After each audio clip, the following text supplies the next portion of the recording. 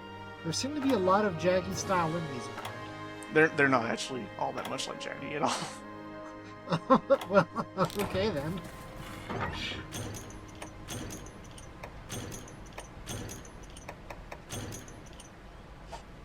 But there's gonna be like hella Jaggi in this video. Like the most Jaggi. You should turn up your anti-aliasing. Oh, come on, that was funny. I'm gonna not acknowledge that joke. I had to think about it for a second. It's like, what are they talking about my editing or no? They're talking about Jet. Oh shit! It's just like, oh, that's the joke, and that was the process that went through my head, and also fuck you. But hey, here's Ludroth. I'm mad. So let's take it out on them, the little bastards. So it's kind of hard to see on these, and it's more prominent on the larger version, the Royal Ludroth. But if you look carefully at their heads, they have sort of like a spongy texture. They beach themselves by slamming their throats into the rocks. Well, I mean, this is how Ludroth be. Ludroth are pretty dumb. They are pretty dumb, and I hate them. Like, legit. Not like Jaggi. I love Jaggi. Except for when you hate the Jaggi. Except when I have to kill them, which is all the time. So, hey, a thing's gonna happen here in a second that I love. So that very far back Ludroth just got killed by his friend. So let's employ more editing and go ahead and get ourselves into position to finish the quest. I love these slam edit cuts. These are great. I legitimately love them. I felt it was appropriate. But yeah, there is a such thing in this game as monster infighting. They can do damage to each other. The most hilarious thing is when the weakest enemies in the game get the kill. It's just always hilarious. And except when you're trying to capture monsters, then it's infuriating. That's when you slam the weakest monster. But hey, the Argosy is here. That is a pretty nice boat. Which by extension means Neko's boss is here. He is this man. Not this cat, he's the man next to him. The itinerant cook. This cat is actually going to stay in town. I like his do-rag. Pretty cute cat. It is.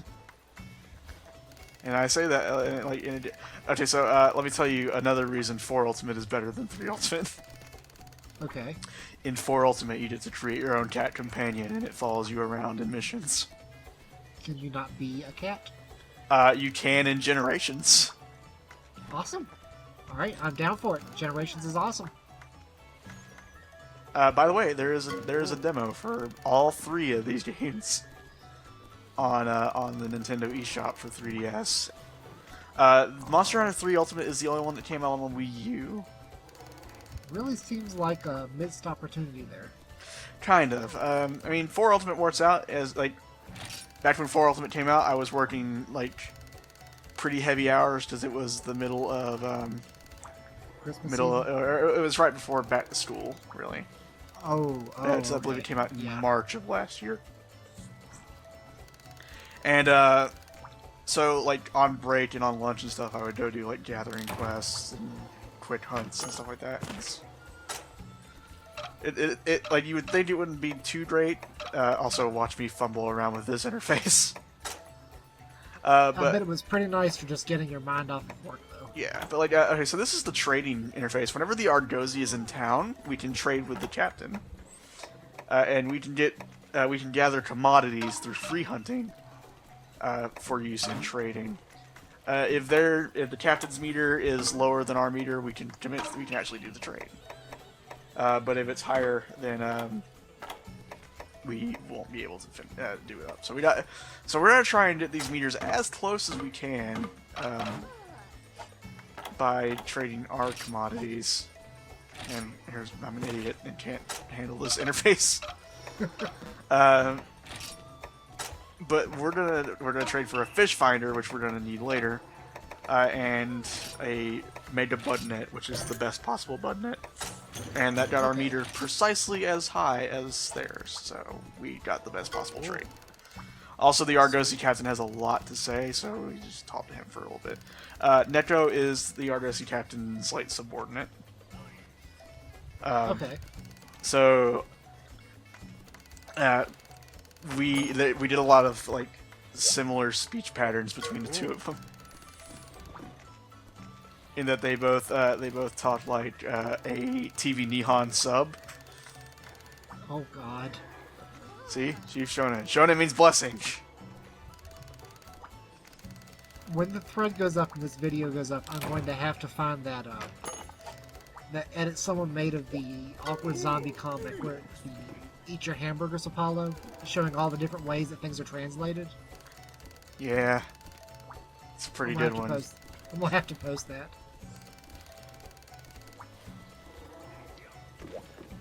Alright, so also a neat thing that while the Argosy is in town, certain goods in the shop will be half off. That's very nice, actually. And she's saying, the gal with the goods is saying as much, but we're not actually going to really look at the items all that much, but there's, yeah, that's basically saying, hey, everything's on sale when the Argosy is in town. I don't know what those steaming red things are, but I kind of want to eat them. They look good. This is a game that's all about food, and after we get the cook in town, you'll sort of get to see that. But hey, now we have access to 2 Star Quests, so sweet. But this also means we get to go to a new location. Oh, really? Yeah, we get to go to the Sandy Plains, I think it is. Now, I suppose this is a dumb question, but can you do... Are the star levels of the quests limited to the different areas? Like, are there only 1-star quests in the woods? No. You will find missions of all sorts of places in each star ranking. So we're gonna go hunt a great Jaggi. I can't wait to see this great Jaggi. I bet it's surrounded by assholes. It's the greatest Jaggi. The most superior Jaggi.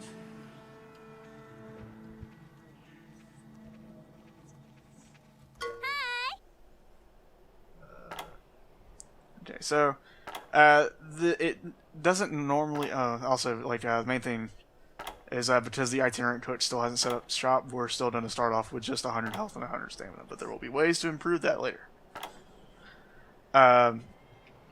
But also, like, it doesn't normally do this when you hunt other large monsters, as they're called.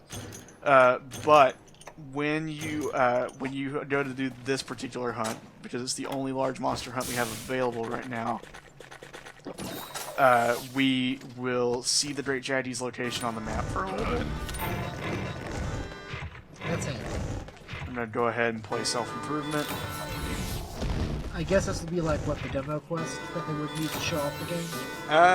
The demos for Monster Hunter are weird. In that they are really geared toward people who are already familiar with Monster Hunter. Yeah, that's kind of why I never got into the series, because every demo I played, I wound up hating. Yeah, I mean, the thing about the demos is it doesn't show you most of what makes Monster Hunter cool.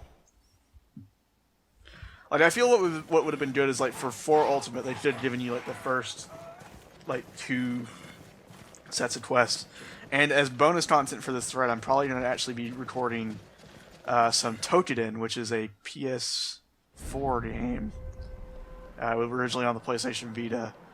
And Tokiden's demo does it way better, because it just gives you the first little bit of the game. But anyway, here's a guy. That is that monster from Jurassic Park that ate the fat guy. Here is so we've seen Jaggi and Jaggia. So this is Jaggiaga. I see we're following the Final Fantasy spell names conventions. And eventually, once we reach high rank quests, We will have Jaggiaga. Yeah, of course we are. All right, so we're gonna want to go ahead and get attack up on there like immediately. So the Great Jaggi's gimmick is that he fucking summons a bunch of assholes, but I'm just gonna Dynasty Warriors them to death. As well you should. Most small monsters are not this way. But, you see that big old frill on Great Jaggi's head? Yes. Large monsters have parts that you can break. And you'll see it later on. We're going to actually, like, sort of mess up that frill of his. Breaking parts is how you influence what drops you get from a monster when you get to the quest end. So if we break the frill, We're more likely to get an item called a King's Frill. And Great Jaggi only has one part you can break, and that's the frill. Later monsters have tons of parts you can break. oh god. How much grinding do you have to do for later monsters? Well, it really depends. Sometimes you can get lucky, and sometimes your desire sensor kicks in.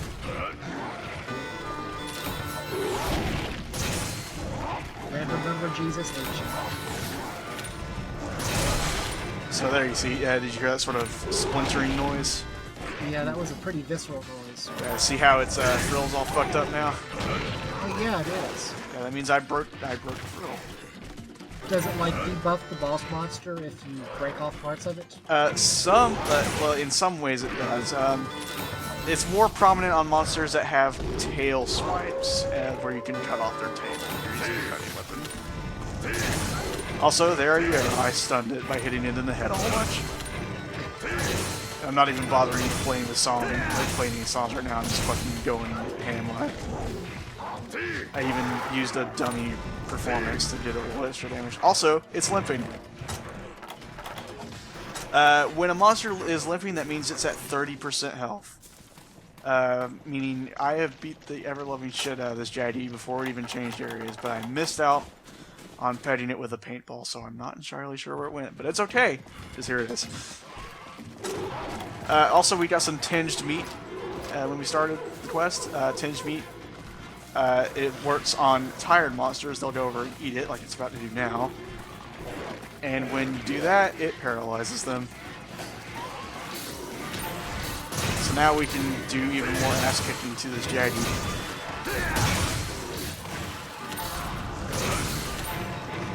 Now, if a monster walks off and you don't have the if a monster walks off, how many areas can it transition like in one screen? Depending on which monster it is and how it moves around, it can potentially go all the way across the map.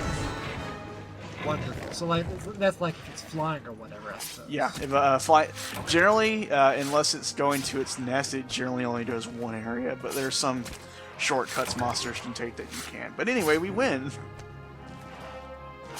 Sweet.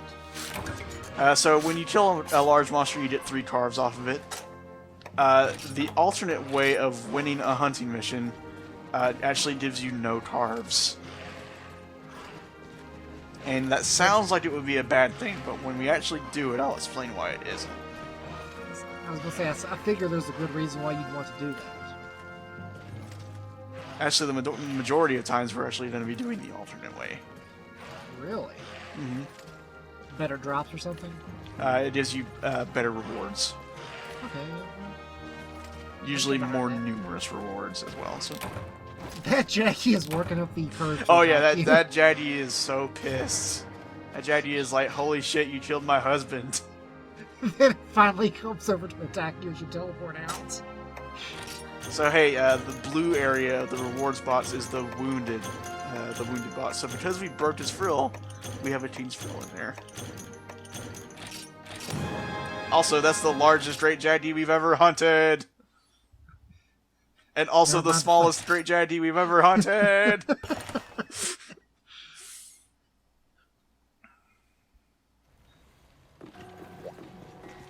But hey, the itinerant cook's here.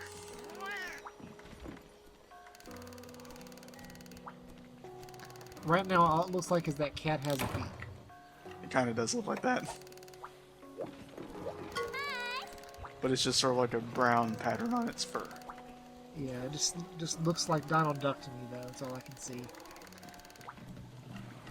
Alright, so by beating the Great Jaggi, we unlocked some additional 2-star quests. Sweet.